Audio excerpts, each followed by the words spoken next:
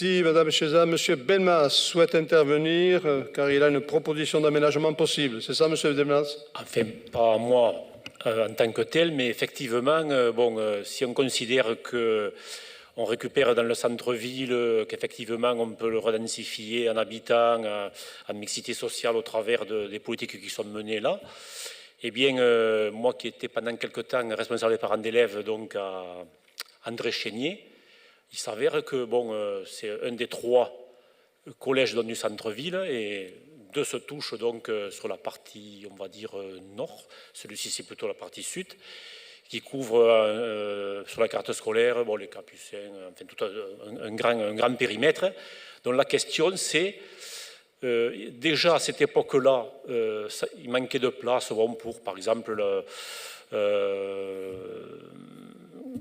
pour la restauration et d'autres espaces encore.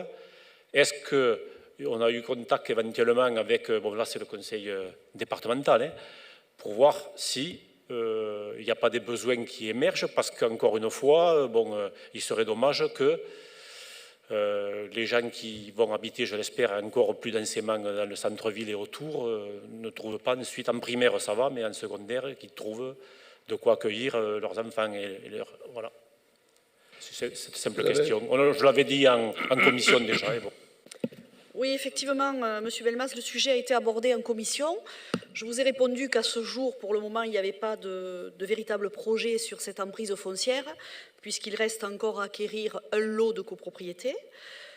Toujours est-il, à l'époque, quand l'arrêté de péril avait été pris, la ville s'était mise en contact, bien évidemment, avec les représentants du collège ainsi que le département qui est propriétaire, puisque nous avions organisé 2 réunions pour un petit peu rassurer à la fois les enseignants et les parents d'élèves et les élèves par rapport à ce péril qu'il y avait.